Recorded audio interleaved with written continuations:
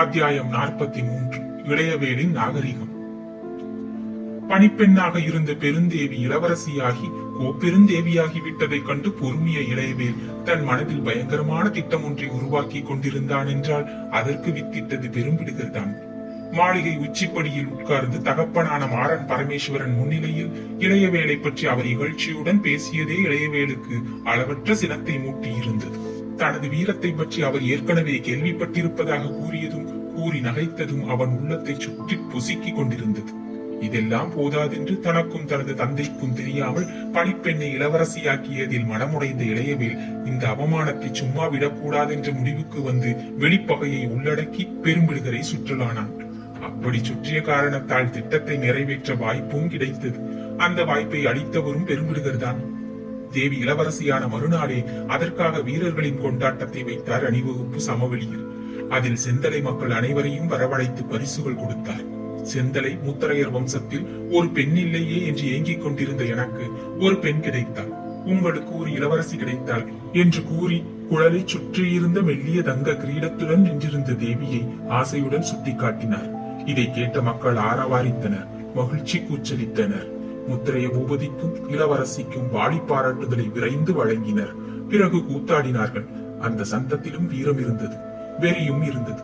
வெளியூர்களில் இருந்து நாடோடி கூட்டமாய் தமிழகத்தில் புகுந்து மூவரசர்களையும் அழுத்திவிட்ட களபரர் வம்சத்தின் வாரிசுகள் தான் முத்தரையர் என்பதற்கு அர்த்தாட்சி கூட்டவே இந்த களிநடனம் நடந்தது.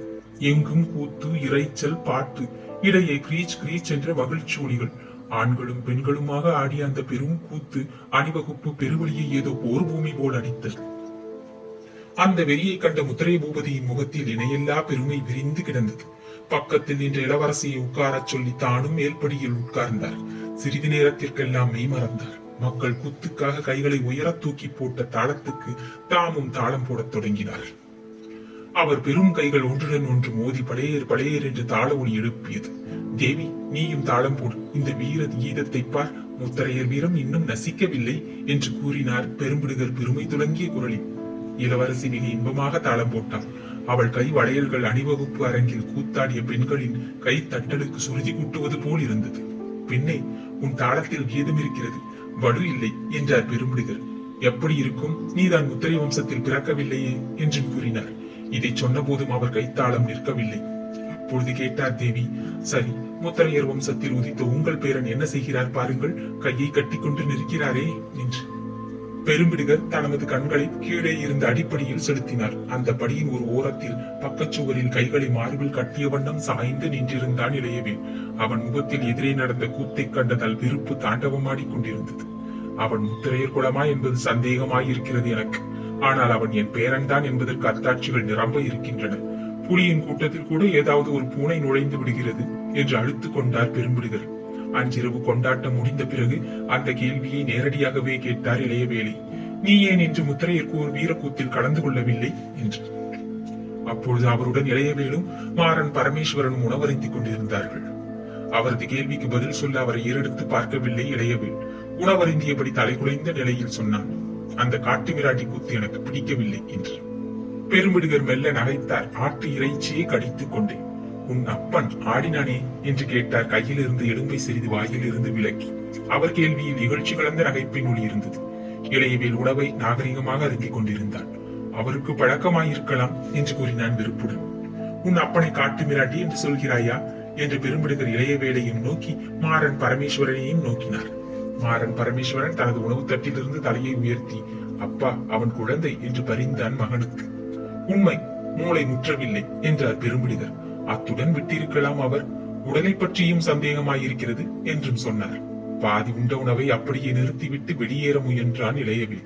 சற்று நில் என்ற முத்திரையர் பூபதி கூறவே வாயிற்படிக்கு சென்று விட்டவன் திரும்பி நோக்கினான். இந்த காட்டு மிராண்டிக்கு பிறகு நீ செந்தலையை ஆள வேண்டும். இந்த காட்டு மிராண்டி கூட்டத்திற்கு தலைவனாக நீ விரும்புகிறாயா என்பதையும் யோசித்துக் கொள் என்று கூறி பக்கத்தில் அமர்ந்திருந்த மாறன் பரமேஸ்வரனை சுட்டிக்காட்டினார். இளையவேல் முகத்தில் எள்ளும் கொள்ளும் வெடித்தன. நான் தகுதியில்லை என்றால் இளவரசிக்கு பதவியை கொடுப்பதுதானே என்றான் கொதிக்கும் சொற்களில். பெரும்பிடுகர் குரல் மிக இன்பமாக திரும்பியது. இளையவேல் என்று செல்லமாக அழைத்தார். ஏன்? இளையவேலின் குரல் அப்பொழுதும் கடுமையாயிருந்தது. உனக்கு மனோ தத்துவம் தெரிந்திருக்கிறது என்றார் செந்தலை அதிபதி. எப்படி புரிந்து கொண்டீர்கள் இதை? தேவிக்கு முடிசூட்ட வேண்டும் என்றாயே, அதனால். அதற்கு பிறகு இளையவேல் வாயிற்படியில் நன்றாக திரும்பி நின்றான். பாட்டனே, உன் ஆட்டம் எல்லாம் அதிக நாள் இல்லை என்றான். அது எனக்கு ஏற்கனவே தெரியும். எப்படி? என் முதுகில் குத்த பல பேர் காத்திருக்கிறார்கள். மார்பில் குத்த முடியாத காரணத்தால் அவர்களுக்கு என் முதுகு கிடைக்கவில்லை. ஆனால் என்ன ஆனால்? உனக்கு கிடைக்கலாம். நான் நாகரிகம் படைத்தவன். கோழைத்தனத்துக்கு அப்படி ஒரு வேஷமும் உண்டு என்று சொன்ன பெரும்பிடுகர் பெரிதாக நகைத்தார். இளையவேல் அடுத்த வினாடி அங்கு நிற்கவில்லை. கதவை வேகமாக சரையல் என்று சாத்தி விட்டு சென்றான். அதை கண்ட பெரும்பிடுகர் மகனை நோக்கி, மாறா என்றார். என்ன அப்பா? பையன் கதவை உடைக்கிறான். பதில் சொல்லவில்லை மாறன் பரமேஸ்வரன். பெரும்பிடுகரே பேசினார். அவன் விறகு வெட்டுவதற்கு தகுந்தவன். நமது அரண்மனைக்கும் விறகு தேவையாய் இருக்கிறது என்றார். மாறன் பதில் சொல்லவில்லை. உணவை முடித்துக் கொண்டு எழுந்து சென்றான். அதுவரை உள்ளே நுழையாமல் வெளியிலிருந்தே நடந்ததையெல்லாம் பார்த்து கொண்டிருந்த தேவி கையில் தண்ணீர் சொம்புடன் உள்ளே நுழைந்து பெரும்பிடுகர் கையில் இருந்த ஆட்டு எலும்பை பிடுங்கிக் கொண்டாள். கையளம்புங்கள் என்று கூறி அவர் கை கழுவ ஜலமும் விட்டாள். அவர் கையை கழுவி எழுந்திருந்து ஆசனத்தில் சாய்ந்த பிறகு சிறிது மதுவும் கொடுத்தாள் தேவி. இதென்ன மதுவா மருந்தா என்று பெரும்பிடுகர் கேட்டார். சிறிதளவு சாப்பிட்டால் மருந்து, அதிகமாக குடித்தால் விஷம் என்றாள் தேவி.